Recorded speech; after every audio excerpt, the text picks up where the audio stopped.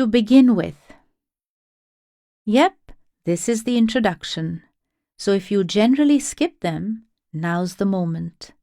But if you like to know the context, here's where to find it. One Being One falls naturally into 3 parts. The first retells an ancient story, the perennial and universal spiritual or mystical philosophy. The second looks at some aspects of this philosophy in the context of everyday human life. The third relates it to some primary aspects of one of the prevalent belief systems of present times, the scientific worldview. It is, by design, a short book, and the intention has been to present only an overview and an introduction to the matters under discussion. Something to suggest a spiritual way of looking at ourselves and the world around us. The essential theme running throughout is the common denominator and harmonizing thread linking all aspects of existence, the dimension of being, consciousness, or spirit. It is called universal because that is exactly what it is. It is present in all beings, human or otherwise, and it pervades the entire universe. It is the one being, the one spirit, the immanent divine presence. As human beings, if we can understand something of this universal spirit of which we are all a part, it will change our lives and the way we interact with each other. In a world of increasing globalization and multiculturalism, an understanding that all human beings share a common spiritual heritage would seem to be an answer to so many problems. It is a realization that transcends religions and belief systems and all human divisions of wealth, social status, education, intelligence, and the like. At the same time, it honors and respects the colorful and variegated pageant of the global human society. Wherever and whoever a person may be, they are all a part of the one spirit, the one being. No one is excluded. Indeed, all possess the potential to realize their inner identity with this one being. When it comes to the world of science, an understanding of this universal spiritual perspective is something that is largely missing. Yet when it is brought into the picture, it helps shed light on a number of basic conundrums, on the whole picture actually. And because the scientific worldview is so prevalent in present times, this introduction concerns itself largely with the scientific perspective, a subject addressed more specifically in the latter part of the book. It must be understood that science, as an explanation of life, the universe, and everything, is only another belief system, another way of looking at things. There is a significant difference between science as a means of understanding, manipulating, and utilizing material forces, and science as a description of the ultimate reality. These two aspects of science, however, are rarely distinguished, and these days the one is commonly mistaken for the other. Modern science suffers from the lack of an inherent spiritual perspective. No one can deny that the last 150 years have witnessed incredible technological advances. Yet these achievements have led to the rape and wreck of our planet in a previously unprecedented manner. It seems to me that if science had possessed a foundation that had given it an intrinsic moral, ethical, and spiritual perspective, we would never have traveled so enthusiastically down this road of self-destruction. Individual scientists may possess deep ethical, human, and spiritual understanding, and there is no doubt that many take the consequences of the application of scientific discovery very seriously.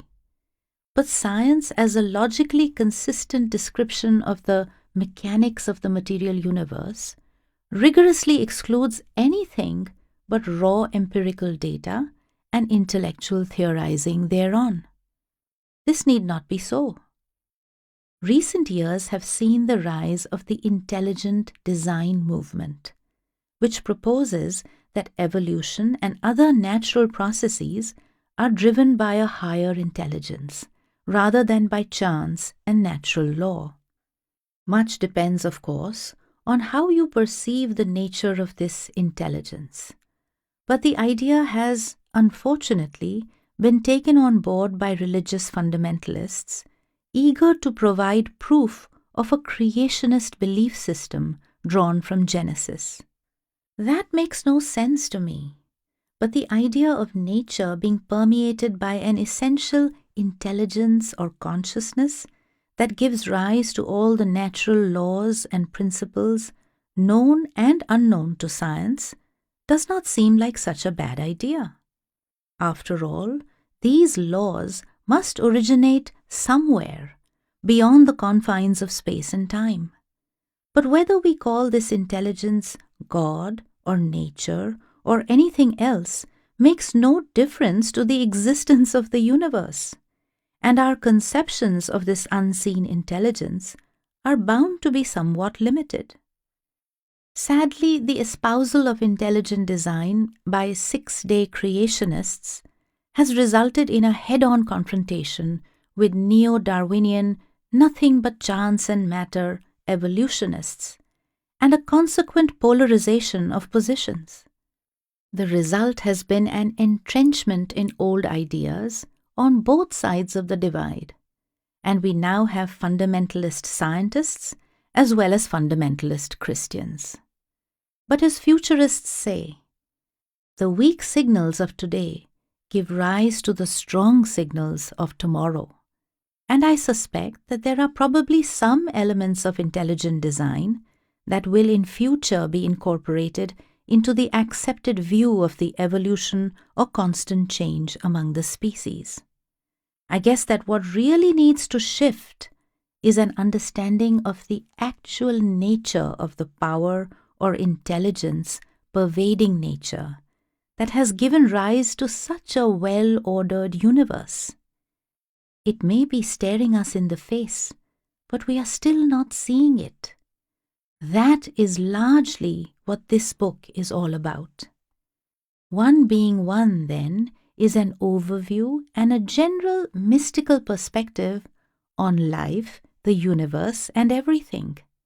And so far as I can see, there is no conflict here with good, definitive, evidence-based science. After all, true mysticism is the quest for a higher reality, and that also entails a clear, direct, and honest appraisal of the physical universe and our relationship to it. It also requires an intensely honest and focused examination of one's own self in order to uncover the true nature of that self. So while science is the study of matter by mind, mysticism is the exploration of consciousness by consciousness. And though both are dedicated to the quest for truth, there's bound to be a difference in the methodology. But this in no way invalidates either one or the other. Not only can the two coexist peacefully, but the one can draw strength and inspiration from the other. Put another way, you could say that there are two ways of trying to understand the universe. There's the scientific, rational, analytical, and objective view that regards the material universe as the only reality. And there's the subjective view that seeks beauty, truth, and meaning, looking to find a higher reality in the sphere of being or consciousness. There is nothing incompatible between the two. In fact, in one sense, they are already united, for the objective view only exists within the subjective consciousness of the observer. It seems to me that science would be greatly enhanced were these two viewpoints to merge into one perception of the whole. Indeed, some forward-looking folk reckon that this is the direction in which science is developing. I have to admit that what is written here often relies on a priori reasoning, on taking certain things for granted. I've tried to present things in a logical manner, but I do presume the existence of an all-pervasive, unseen being or intelligence. But then, many scientists presume the material world to be an independent, external, self-created and self-organizing reality.